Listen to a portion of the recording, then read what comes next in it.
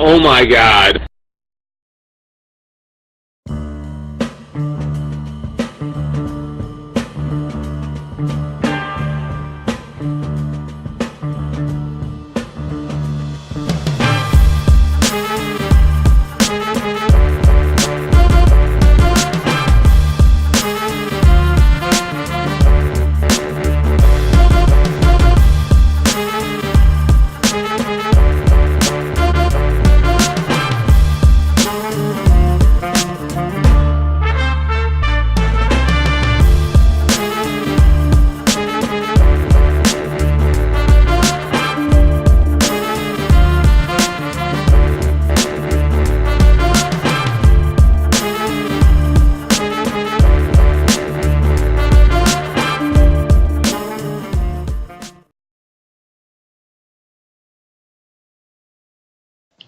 Welcome to a special crossover edition of the Unofficial Commentators with JJ Noriocho from Brooklyn and Unfiltered Sports Talk is Cristian with Cristian Moreno, which you can't see, but you can surely hear him.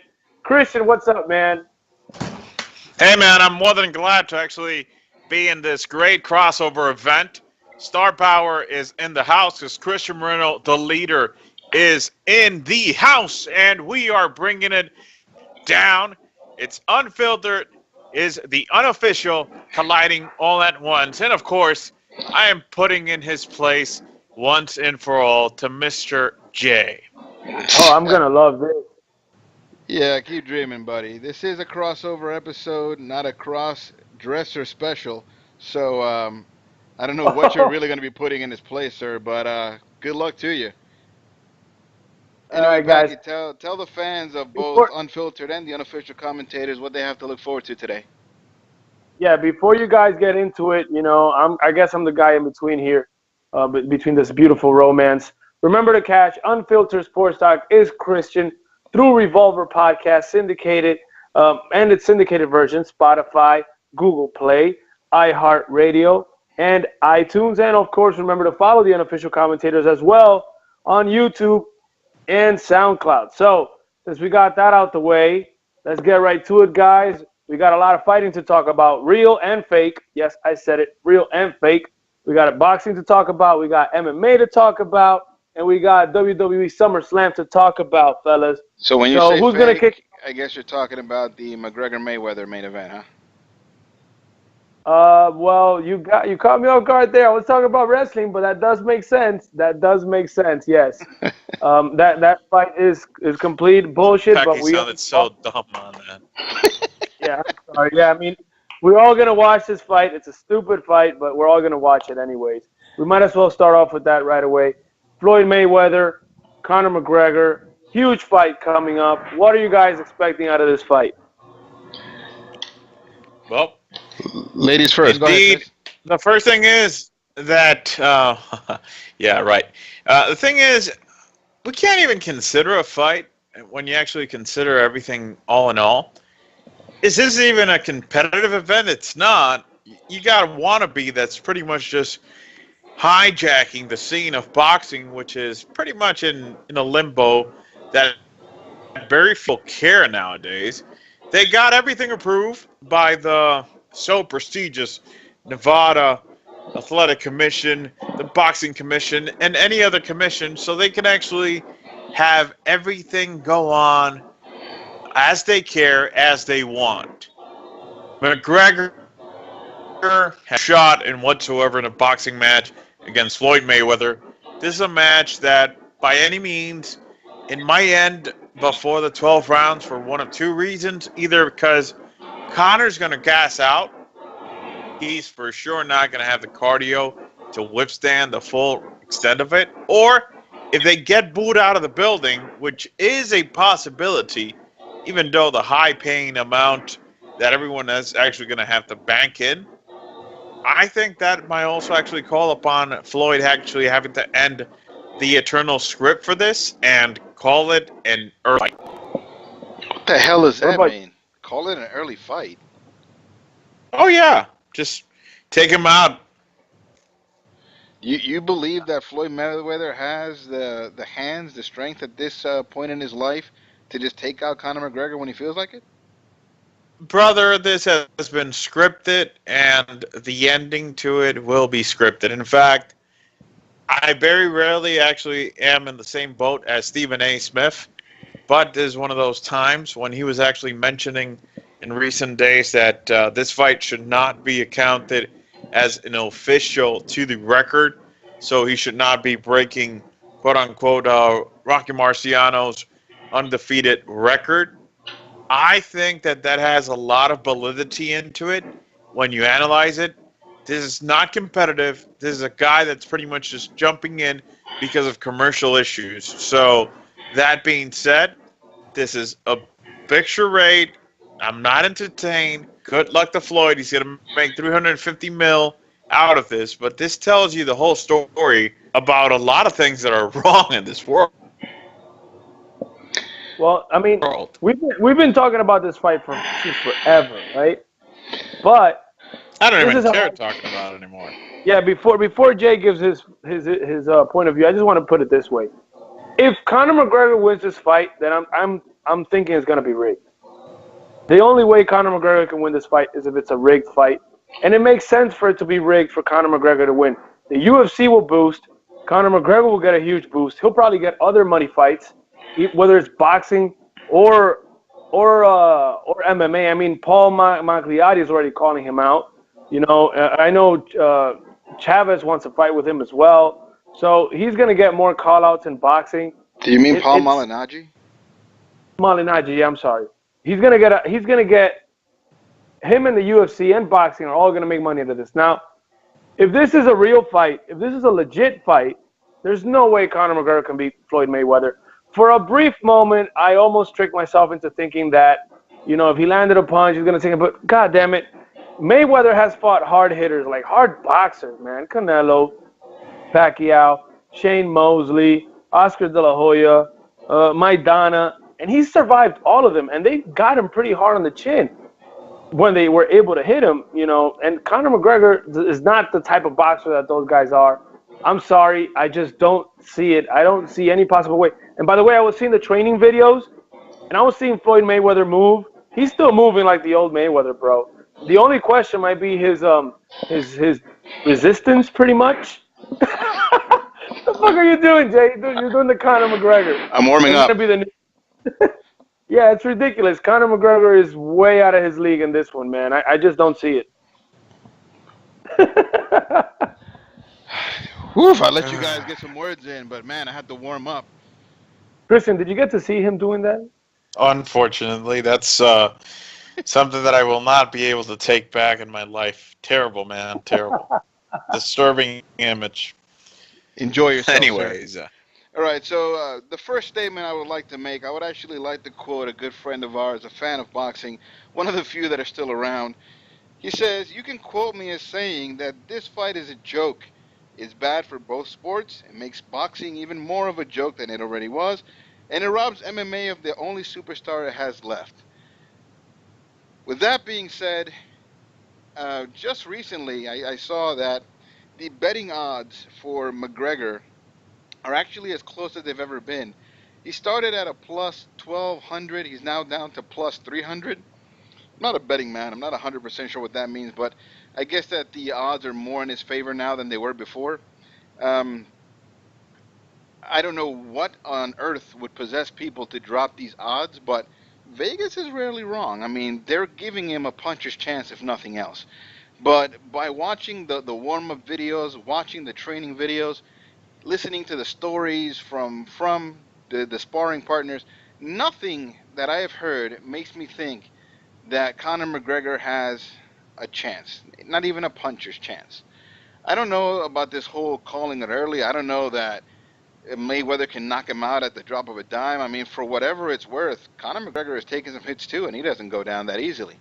And they recently... Oh, no, but you're missing the point here, Jay. I guess the point to this is simple. This is a scripted fight. A scripted fight? Dutch. They're going to be calling the spots, of course. Yeah, man, everything's been scripted. I pay $9.99 for the WWE Network. You're going to charge me $99.95 to watch something scripted? Oh, yes, for sure. Oh, That's just a short game. These guys better So get wait, their damn act together. if this is scripted, what do they win from Mayweather winning this fight? Because I can see a script if Conor McGregor wins it. I just don't see how the UFC or boxing wins if Mayweather wins. So how would you see the script coming out, Mayweather winning? Because I agree with you. I think it's scripted as long as Conor McGregor wins. Good question, Paki. This matchup, and Floyd is the baby face. We got to get that very clear into that. So that being said, the problem with this is the following. If Floyd were actually to lose this match, which would be strictly out of a business decision, is his life record probably worth losing to McGregor? I don't think so, but that would pretty much just throw out how much Floyd actually cares about Bunny, because if there is a loss, then ultimately, in some way that they already must have studied with their camp, then there would be a productive revenge matchup to actually take place. Okay. Ooh, a rematch. Well, because the way that I see it is, Floyd said, I think it was on Jimmy Kimmel that he said he was going to take over $300 million in this fight. Yeah. That's how much he was going to bank home. So I'm like, all right, that makes sense. $300 million, take a dive for Conor. Conor rises, boxing rises, UFC rises, and then Conor can get a later payday because he's not going to get $300 million. Conor's probably going to make about $100. And if there's still a rematch in place, people are going to watch it again, and Conor's going to get paid probably another $100, and Mayweather will probably get paid another $300. So I don't know. It just doesn't add up to me how the boxing world and the MMA world will win from Mayweather actually winning this fight. Well, it's a joke regardless. That's one. And by the way, a real fight will actually be taking place because that day you're also going to get the fight Miguel Cotto that's going to be the second to last of his career. Too bad it's going to be overshadowed by this circus. True that. What? Miguel who? Miguel Cotto. Oh, please. He's a real boxer, though. You see, that's why people are disrespecting boxing. He's a better boxer than McGregor. I'm pretty sure of that. Well, yes, for sure. He's not fighting Mayweather, so I don't give a shit. Well, he laid the smackdown back on Mayweather on May 2012. He hit him bad. Oh, yeah. And I mean bad. Who won that?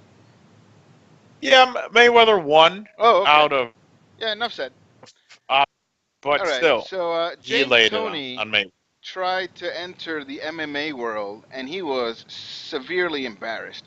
He's a championship-level boxer, and he went against a championship-level MMA star in Randy Couture, and Randy Couture just snuffed him straight out.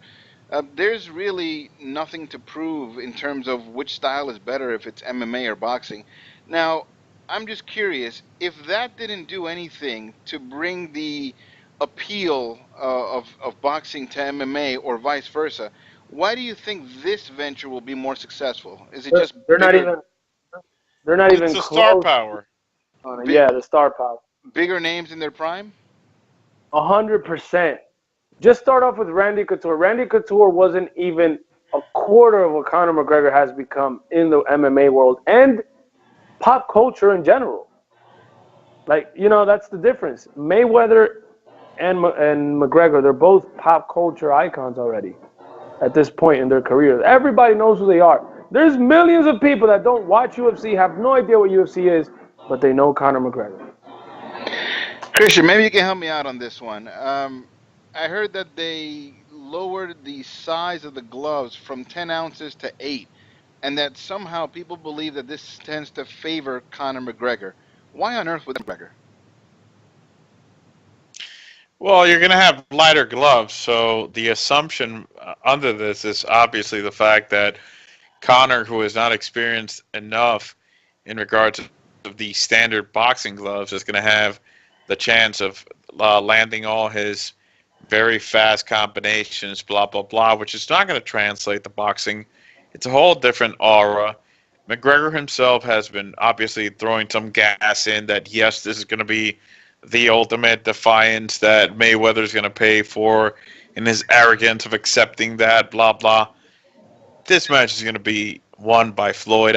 I think we've over-dedicated time to something that's pretty much straightforward.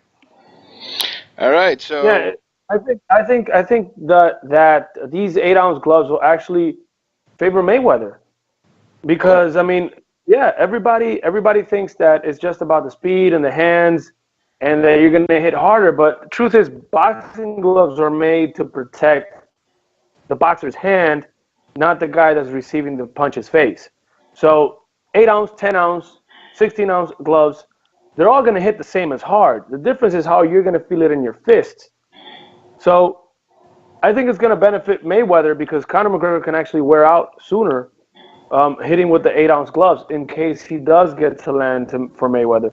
And Mayweather, it's more speed for Mayweather. Mayweather obviously benefits from speed in any way that you put it. So, I mean, I think he asked for it. He said it was Conor McGregor, but I think Mayweather manipulated this in a way to get those 8-ounce gloves.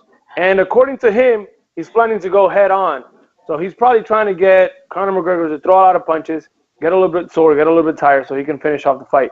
That's all I can. But again, you're just going with a script that these guys have prepared. It's like they've even said there's a legit chance. So many different things. Like it's like outrageous just to think outlandish statements like the ones that have been made so far and give validity to it. No, it just can't be. Again, we're dedicating too much time for something that, well, it's just going to be a ripoff to people. Well, it seems like the writing's on the wall as far as Christian's concerned. And I can tell that somebody had their Stephen A. vitamins today. They're using a lot of big words today, big man. All right, well, if we're ready to move on from McGregor-Mayweather, I guess we're kind of clear that we all think that Mayweather's going to take this fight. It seems like pretty much a money grab, but I said this when I first heard it announced, and I'm sticking to it. This type of matchup with generational talents, albeit in different disciplines, don't happen but once in a lifetime. And I don't want to either see a highlight package or have somebody spoil it for me and tell me what happened. So I will watch this live, if for nothing else, just to say that nobody got to tell me, that I got to see what happened. And if it was a shit show, well, let it be whatever it may be. But I got to see it. Nobody told me what it was. Yeah, and just for the record, I think Mayweather is going to win. I think Mayweather should win, but I can't be a hypocrite. I'm an MMA guy, so my heart is with Conor McGregor. I'm going to be rooting for Conor McGregor, although I know the reality of the situation. So it is what it is. Anything else there? Right, so, no, I think that pretty much covers it. We might as well just stick around there with MMA and talk about another fake fight. Hold on, wait. Before we go forward, did you guys get a chance to check out that gaudy money belt thing that they released? It's supposed to have like over 3,000 little diamonds and 24 karat gold and made of alligator green leather. It's completely stupid, outrageous, and this is the worst title I've seen since the John Cena spinning belt. Yeah, that's much to say. They made a title for this fight. Are you really serious? It says the money belt. Yes, it is. This thing is ridiculous. And, you know, the worst part is that it was actually made by the WBC, which, you know, like, much respect to Mauricio, a great professional and a great friend. But I want to hope and think that it was some people around him that actually suggested that. I will actually be asking him as soon as I can. But yeah, there was a press conference today to unveil this thing. 3,360 diamonds, 600 sapphires, 300 emeralds, 1.5 kilograms of solid 24 karat gold, and an alligator leather strap for the winner of Mayweather-McGregor. And it looks ridiculous. It's like super long on one end. It looks like a watch, but you know, the size of a belt, kind of. At this point, I wouldn't be surprised if Shane McMahon comes out, knocks out the referee, takes the money belt, hits Mayweather with the over the head with the money belt, and then brings the referee back up and have him start counting to 10.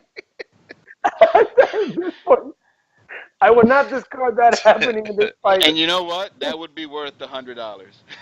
There you go. No, yeah, but you would need AJ Styles in there. You would actually have to come out and do the phenomenal forearm or something to actually knock out Conor. I mean, remember the beef. Yeah, we need a distraction. Ms. Elizabeth needs to turn her ankle, and then the referee has to go look over there. Somebody has to come rushing in, hit him with a briefcase. Yep, I can see the whole thing happening. This is worth the $100 right there. And for December, we'll have a 4-man quadruple death match, or however you call it, of Triple G, Canelo, Conor McGregor, and Floyd Mayweather, all 4 boxing each other at the same time. Just for fuck's sake. Did you ever get to see that thing that they released? I think it was like somewhere in Japan where they had a tandem MMA. No? They just put 4 people in a cage and they just said, go at it. All right, now, Paki. So I kind of see where you were going earlier. Now that we're talking MMA, go ahead, make your point. Yeah, I was gonna go from a fake fight to a fake fighter in John Jones, who clearly is a fake fighter. Say that to his face. For failing another drug test. No, man, I'm not gonna say that to his face. I'm not crazy.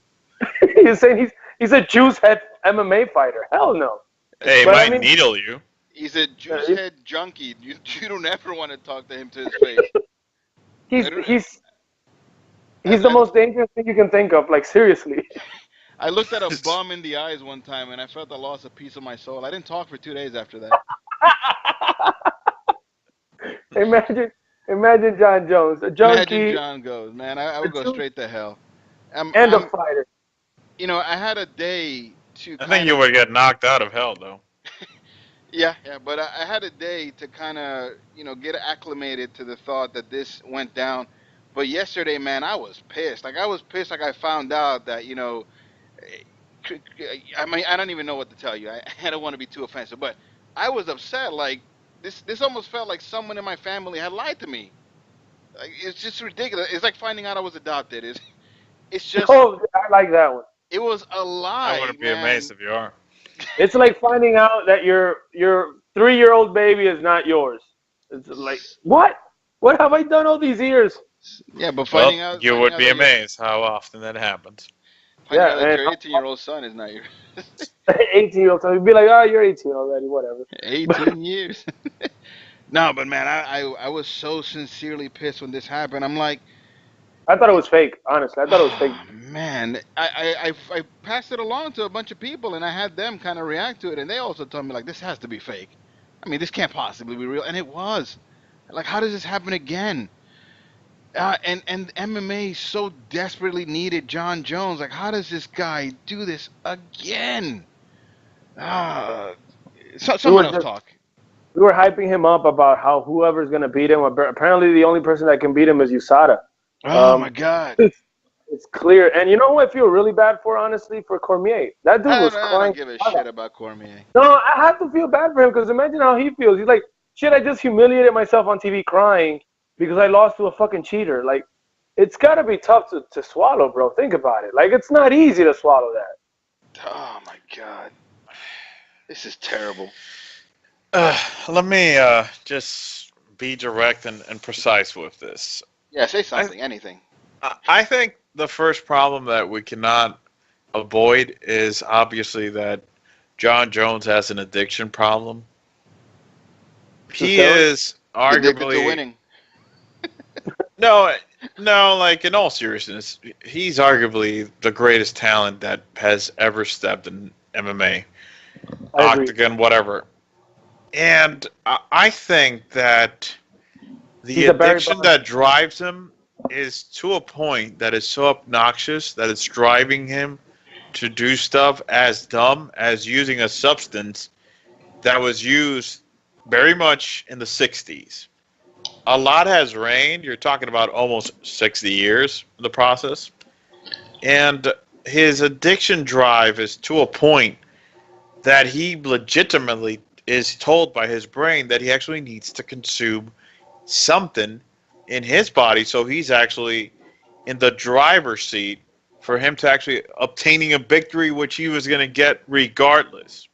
He is that good. no disrespect at Cormier, he is the greatest they have in that division aside from John Jones. But the difference between one fighter and the other, in any random day, and even quote-unquote taking here on John Jones beat Daniel Cormier on 3 days of cocaine the first time around. So, Right.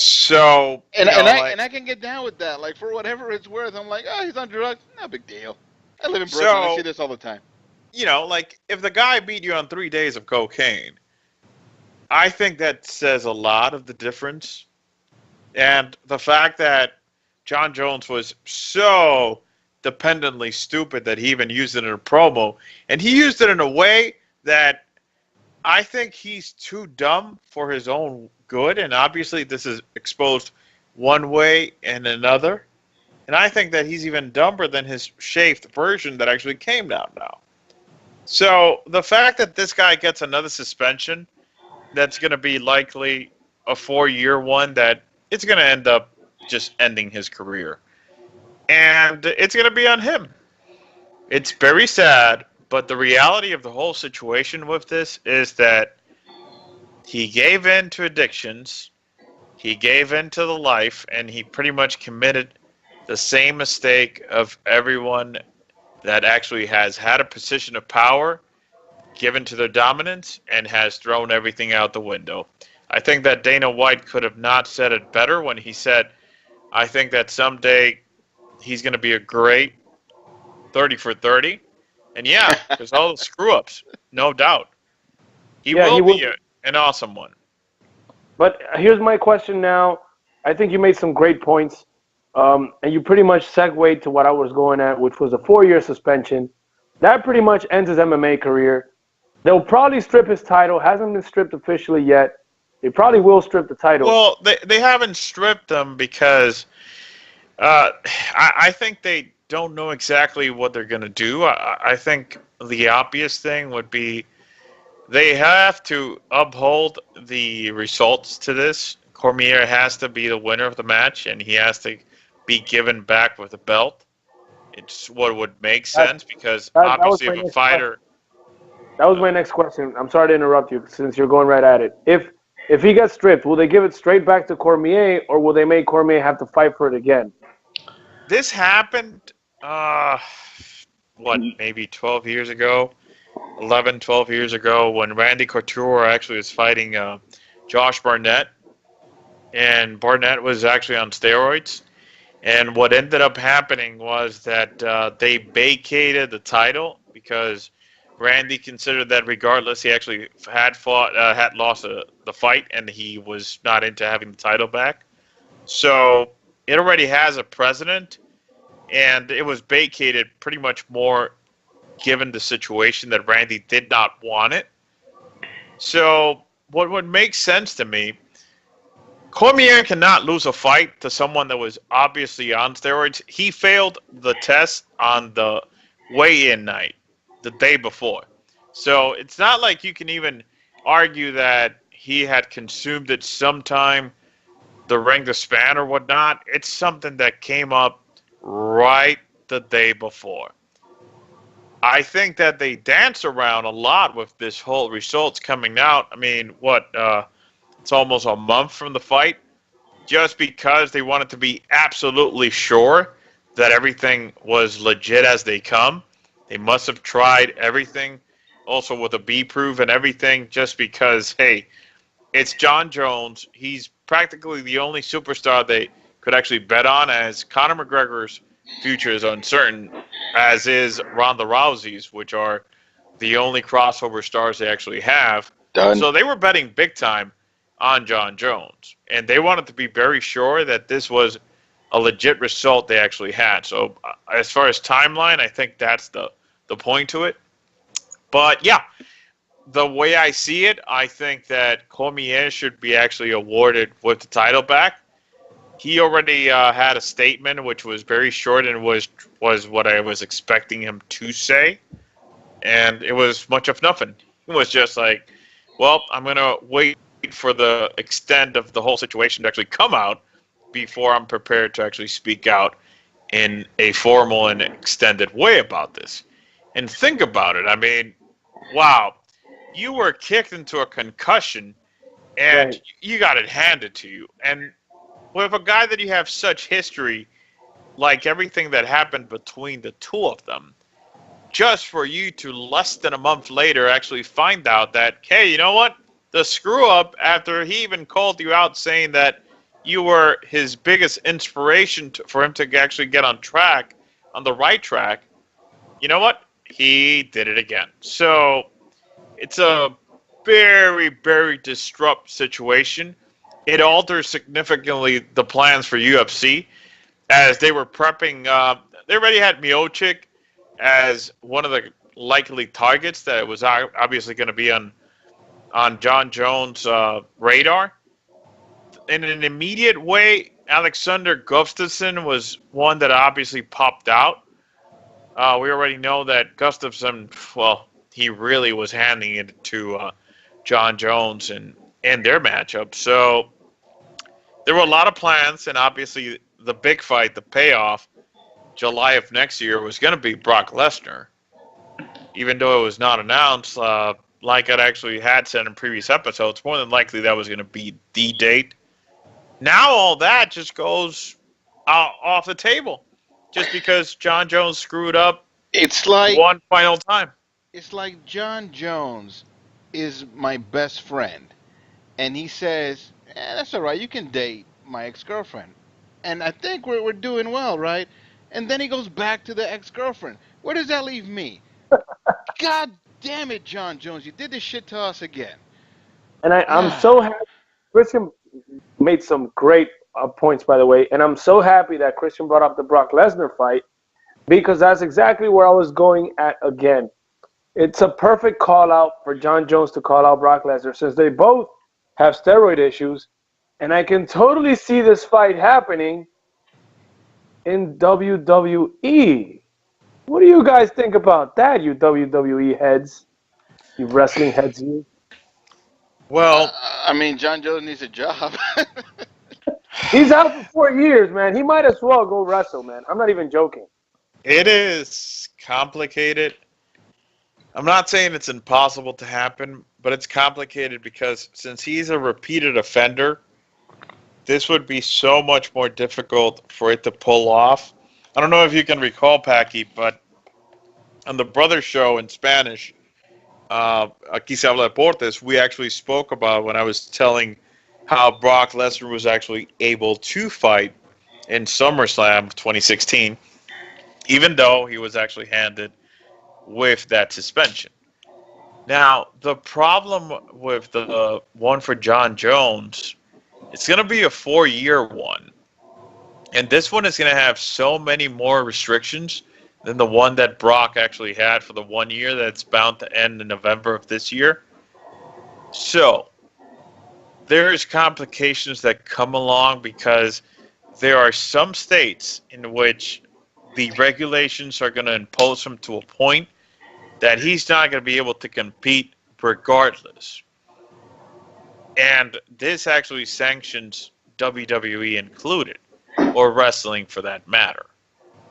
So the game of interest that would actually have to be played, you have to wonder if they're willing to actually make the game be valid in that way, because it's going to be quite a fight on its own. And if it's going to represent the money for them to actually bet on that. The other problem is that John Jones is a striker.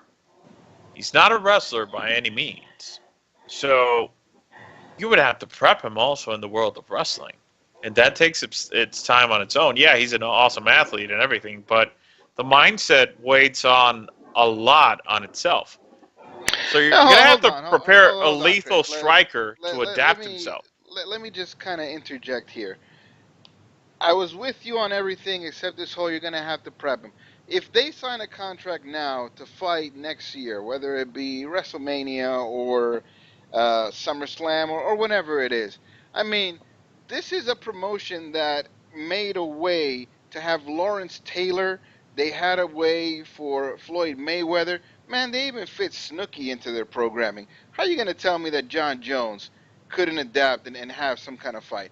Yeah, he may not be doing No, like, you know, I'm not saying that he won't. I'm just headlocks telling you and that ankle locks and that sort of thing. But come on, he can you're definitely do you're like not a. picking the very best set of examples. I mean, Snooki was pretty much modeling out there.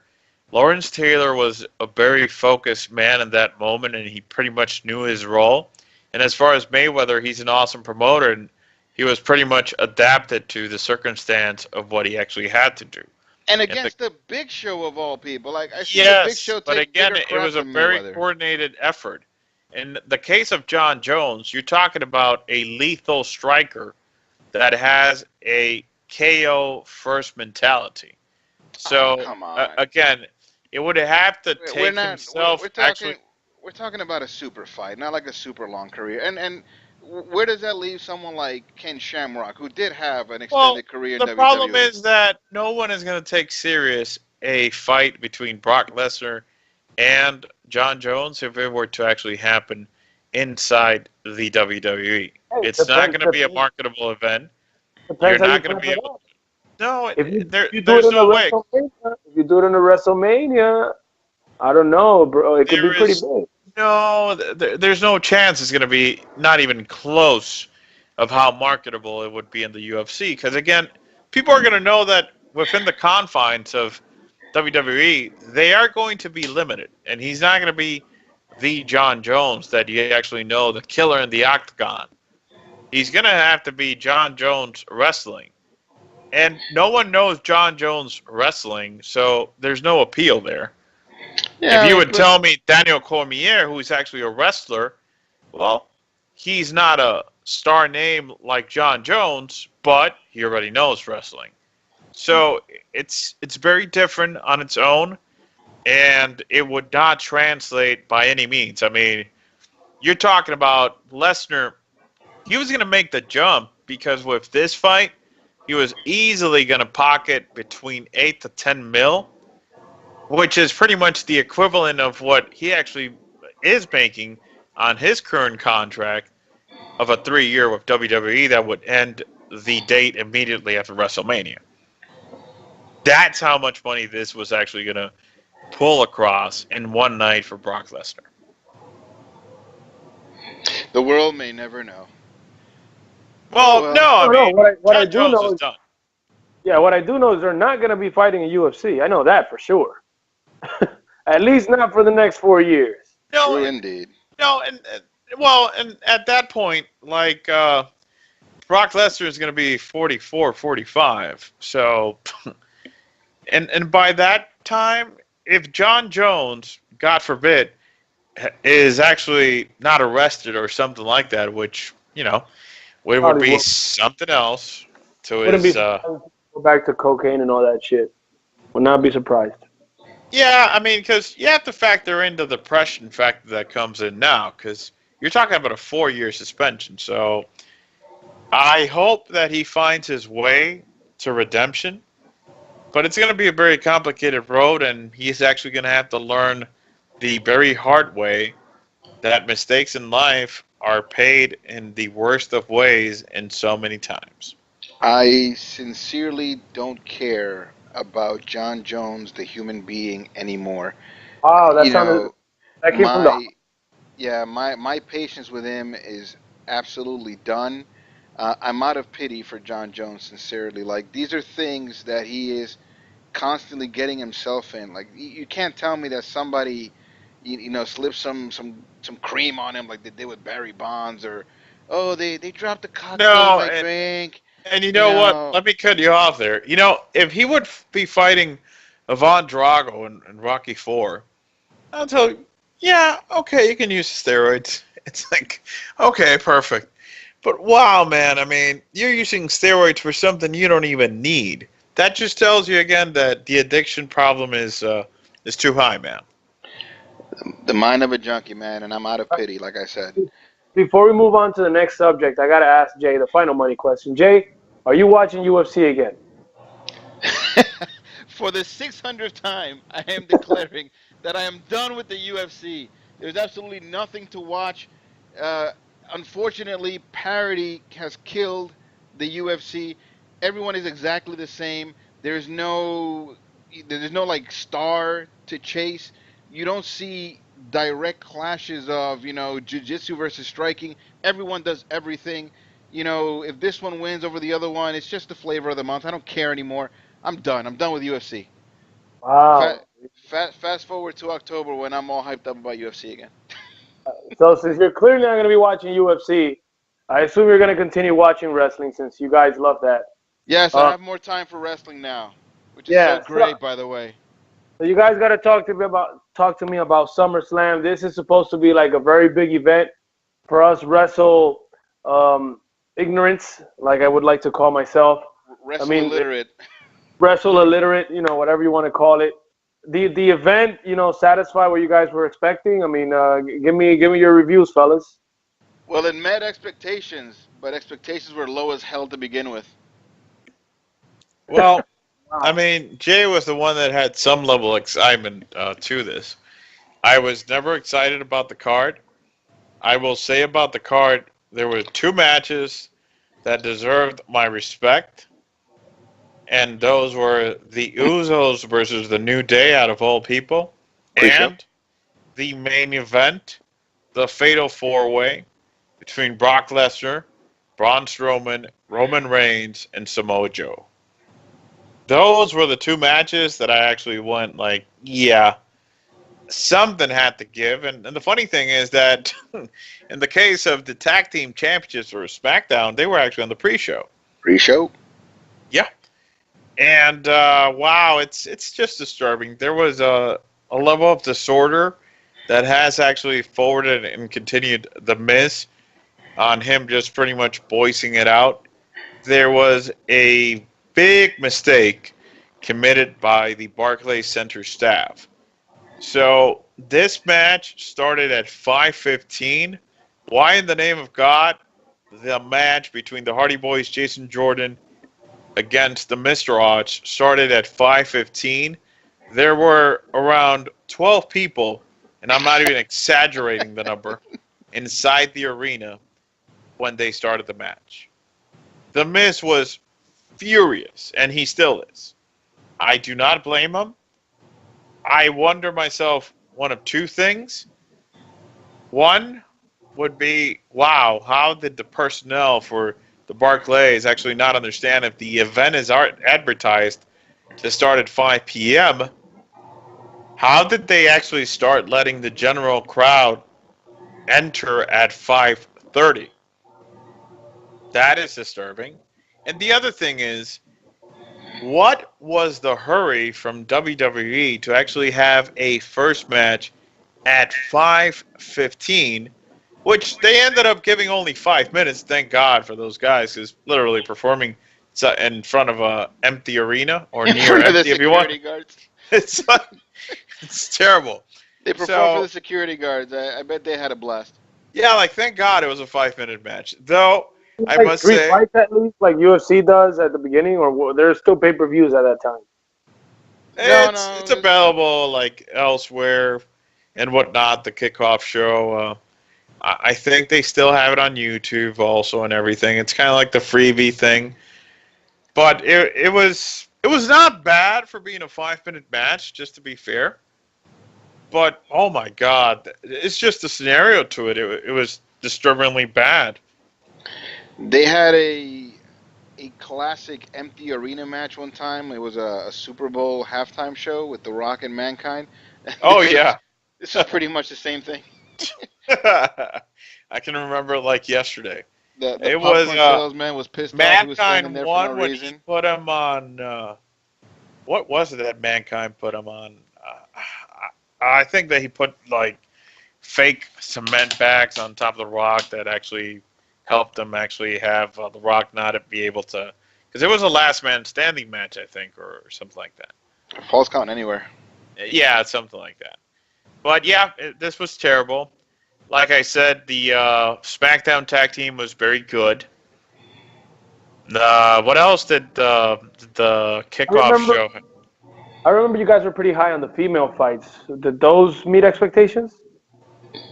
Well, I was actually speaking with Jay about this. The Raw one, it was just terribly coordinated by the agent that put this match together. And it had a terrible ending. The only great thing was seeing the goddess of WWE, Alexa Bliss, gorgeous as always. And for no particular reason, she tapped out with no kind of struggle actually being presented to, mind you, the champ. And she just tapped out of nowhere, like 2-3 seconds into Sasha's bank statement. Yeah, that was pretty quick. I think Michael Cole was in the middle of some kind of statement, and all of a sudden he goes, "Oh, she tapped out!" Like, even he got surprised at the fact that she tapped out that quickly. And I even felt bad for him because he's very bad at his job already. Oh wow! And Wow. the fact that, Okay. oh yeah, as a play-by-play, oh my God, he is so bad. He's actually very good as a reporter, but as a play-by-play, he is terrible. So I even felt bad for him because I think that from Gorilla, he was not informed that the finish was that, or that it was coming to that point. Because if not, he was, well, just standardly sucking like usual. Oh wow! Some cutting words there by Christian. I actually heard, and this may be to your displeasure, but I was listening to the Taz show. I don't know if you're familiar with this I broadcast. have heard it sometimes. Uh, it's not terribly great, but once in a while, when there's a special event coming up, it's a good listen. So they had Taz and JR and the guy from what is it, Pro Wrestling Insider, something like that, Mike something or other, I forget his name, and they were basically saying that all the other commentary is basically being groomed by Michael Cole. Like there's a commentary development center, much like there is a wrestling development center, and they're all being kind of cut in the same cloth as Michael Cole. So this is a job that you can do well into your 60s, and when they're done with Michael Cole, like everyone that's coming up behind him is pretty much going to be the same thing. So not something to look forward to going forward. Mike Well, Johnson is the name. Sorry, Mike Johnson, PW Insider. I can say two things of that. One is, God Almighty, prepare for a nightmare. And the other would be, it would be pretty much like listening to a puppet just performing, because one of the things is they get a lot of lines of what they have to say. So when you're getting a lot of lines that you got to say this, you got to say that, with an art like calling an event, it's very difficult, especially when you suck like Michael Cole. So if they're pretty much doing a lot of Michael Cole gremlins, wannabes, or whatever you want to call them, wrestling is in for a very bad one. And their commentary teams are so bad, by all means. I mean, just to be fair with Michael Cole, he's not the only one that sucks. Like, right now, aside from Mauro Ronaldo and Tom Phillips, oh yeah, and Corey Graves, wow, it's very bad. Like, JBL and Booker T, in their role of the former wrestlers, I don't know how many different Easter eggs and mistakes they can actually do. But it's like, I'm not even going to continue talking about something that just provokes a nightmare without going to sleep. Yeah, man. If you think Michael Cole is bad, he's nothing compared to Booker T. That dude is awful. He misremembers names, just talks all over the place. I'm inclined to think that he's concussed all the time. Well, that could help his cause. But Corey Graves, he's the savior in so many times. I mean, there is many times in which Booker T and Michael Cole are saying any and every amount of wasteland that you can actually imagine to, and that a human being can gravitate to. And Corey Graves just comes up with this very, very interesting comment out of nowhere. Mind you, Booker T is actually the babyface commentator, so take your deductions. Anyway, so the SmackDown Divas match, female match, it was actually a good match. I'm not going to say great. It was good. It had the teasing of the whole thing with Carmella coming out for the cash-in of the Money in the Bank, blah, blah, blah. Didn't happen. I think, and this is just me playing out because I didn't ask about this, but I'm just going off of what I interpreted. For one, I think that given the punishment and being pretty much in the doghouse right now, Baron Corbin, maybe that whole thing of having the both cash-ins in the same week, it obviously takes off the magic. But the pop that she got in Brooklyn, which is her home state, it really was not that big when she actually came out in the pre-show, and the arena was at that point close to starting the pay-per-view itself. It was almost like filled to capacity. She didn't get that big pop when she was actually announced. And mind you, she was using like a Baywatch-alike Brooklyn Nets kind of like designed bathing suit or whatever, and not even that sparked a big pop for her. So I think that also the crowd did not help as far as her cashing in. And quite frankly, I think they might have used their brains and noticed, hey, you know what? She's not ready yet. So, Christian, we actually did a special where we talked about, all our thoughts about SummerSlam. For the most part, we were spot on. I'm more interested right now in finding out, like, what do you think is the result of everything we saw? It was an extremely long show, a 6-hour marathon of wrestling to be followed by another 3 hours of Raw, and then 2 hours of SmackDown, and then 205 Live for whatever that's worth. What do you think what do you think of the fallout post SummerSlam? Like, where are we going now with some of these stories? Because a lot of these matches were put together for the first time. They don't seem like they're feuds that are going to be over anytime soon.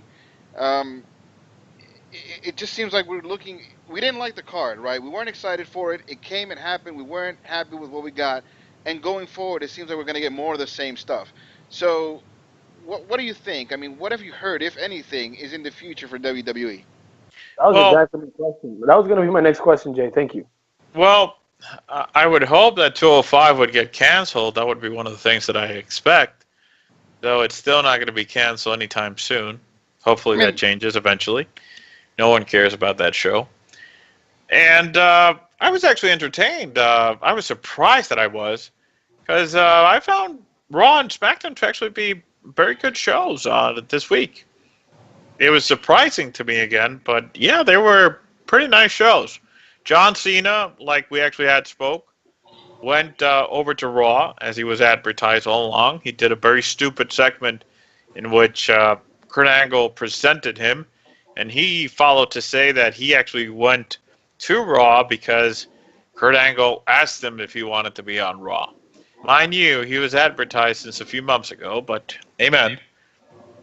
He actually started a feud that might actually be served up right now, or maybe they're going to start the build-up for now, with Roman Reigns, as he actually stated that he was after one man and one man only in Raw, and Roman Reigns. They ended up actually tag teaming in the main event of the show to face the Miztourage and Samoa Joe. That was not an outrageously 5-star match or close, but it was a fun one and entertaining. The Miz, just being as great as he is, he was a killer promo earlier in the show, and he's just such a great heel, man. I think that the fact that John Cena actually has this free agent thing, I don't like it. I think it actually just does hold over on the whole draft thing, which it's sounding much more as it's going to happen sometime next month. Hope not. But it's continuing the same buzz. Obviously, we're getting already confirmed Brock Lesnar versus Braun Strowman. That was only to be expected after Braun Strowman was pretty much the featured one in that main event match. I just don't know that having this guy like I'm sorry, I got Braun this urge Strowman inside of me right now to just say Braun. Sorry, no comment. I couldn't let you go forward. I didn't. Wow. I am not into the dude really. Like, I'm an absolute I mark just for don't Braun like the big wrestlers that are just pretty much like never been my style.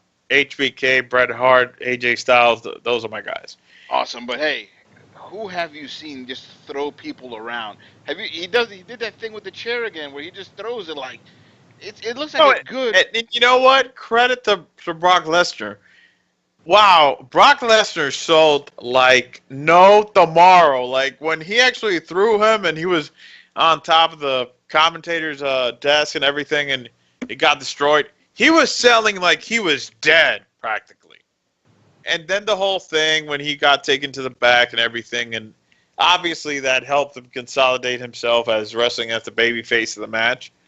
But yeah, we're getting this matchup now, and I would not actually be particularly entertained to actually fight against Lesnar in a September pay-per-view. But then again, in the era of the network, I don't know if you can actually account for that being so much of a difference. I would have preferred this match to be a featured one for Survivor Series, as they lack a lot of top names and top feuds to actually emerge from. So we're getting that. And, like you have Shinsuke Nakamura and Jinder Mahal. I know that Paki's big into Jinder. They had a bad match with a terrible finish. No surprise. Oh my God, he missed the arm for that last finishing move so many times. It was like a good 3 times. I think Shinsuke had to put his hand into Jinder's hand to make this happen. I really don't know what they want to do with Jinder. I mean, I don't know if they actually want to brand him as a star or why they're prolonging his title reign.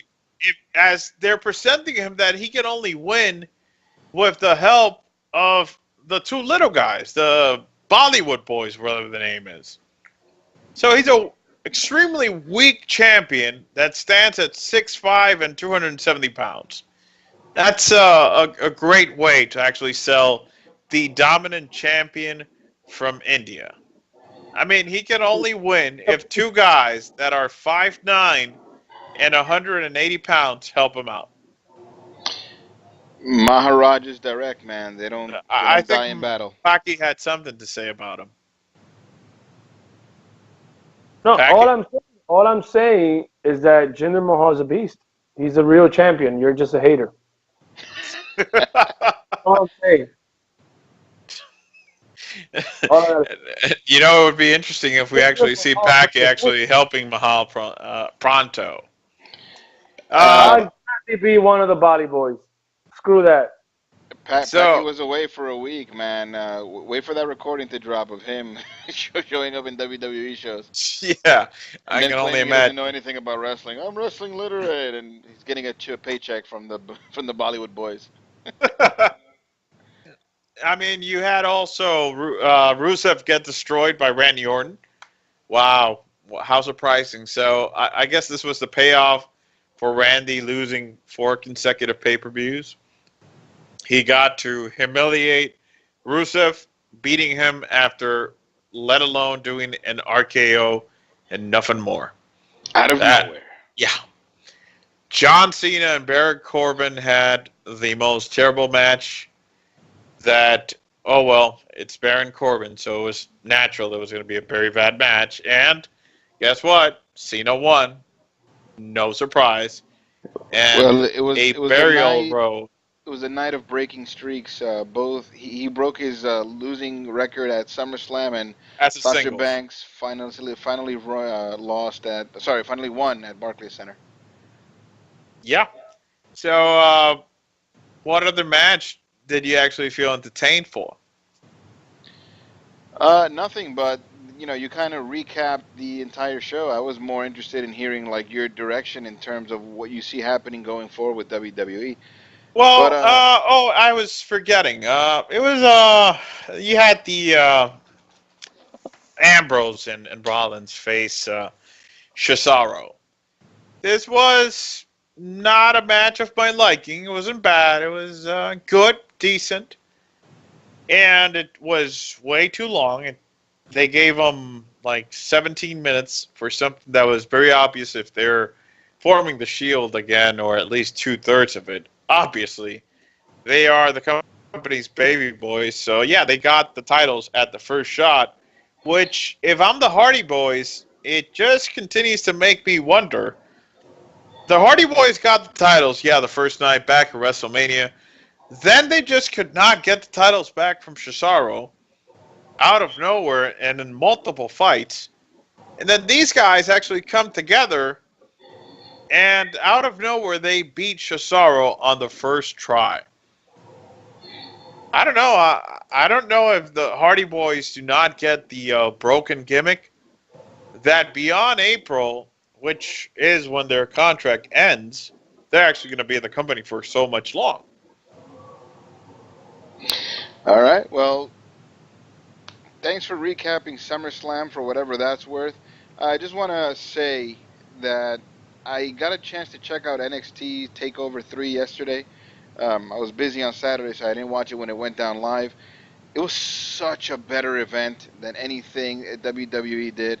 I have so many theories as to why it was better, but safe to say it's better. If you're into a wrestling show with, new faces and crisper storylines, NXT is the way to go. And then just the week-to-week shows, being that they're shorter, everything is quality. You actually made me remember one of the most stupid comments that JBL actually had, the Nakamura and Mahal match. So, it's very interesting, the writing on the wall of how WWE wants to portray New Japan as being good and bad. So, JBL does this miraculous comment where he actually says that Shinsuke Nakamura could become the first guy in history to be NXT champion, IWGP heavyweight champ, and WWE champ. So, at this point, you're like, wow, they're recognizing New Japan. Of course, this only comes before and after JBL, just after he actually had said that, not 30 seconds had passed, where he was making a big emphasis, just as he did twice before, that WWE is worldwide, in difference to New Japan, which is not, and insinuating that it's regional. So, how big is your comment when you actually have it complemented by idiotic stuff like this?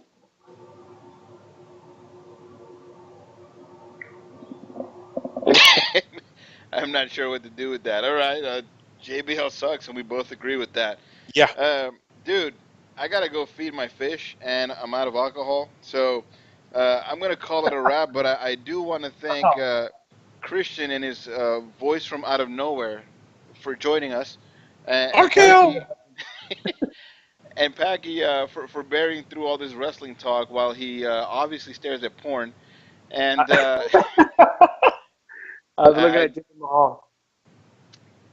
Okay, that's more disturbing. All right, so guys, we're gonna wrap it up here. Thank you very much, Chris. Tell people where they can follow you. Well, I would say that you do that first. I'm a gentleman. Oh, well, thank you. Beauty before age in this case, I guess. Anyway, so follow the Unofficial Commentators. We're on YouTube. We're on Facebook. We're Unofficial Commentators on Instagram. We're UC_podcast on the Twitter. And we post links to our YouTube on the Facebook. So go check it out. Give us some views. Like, comment, subscribe. And anyone who's listening, watching the show because Cristian is on, if you really want to watch a quality podcast, tune into the Unofficial Commentators. Jab, jab. I mean, it's. I had a ton of fun recording this episode, regardless of my lack of wrestling knowledge. It was still fun, doing it with my two friends, my two partners, my two co-hosts. We're over here, Paki. Look at the camera. Yeah, it's just the porn. It's just so intriguing. I actually have on my screen. I actually have some game tape of our upcoming game. Season starts September 2nd, so got only a couple of days to prepare, so I just got some game tape flowing. But it doesn't matter. The point is, you can follow me at LReyes44 on Twitter and Instagram. And it's only fair, since we did the intro, it's only fair for Cristian to do the closing in the Unfiltered Sports Talk is Cristian type of way. So, Cristian, take it away.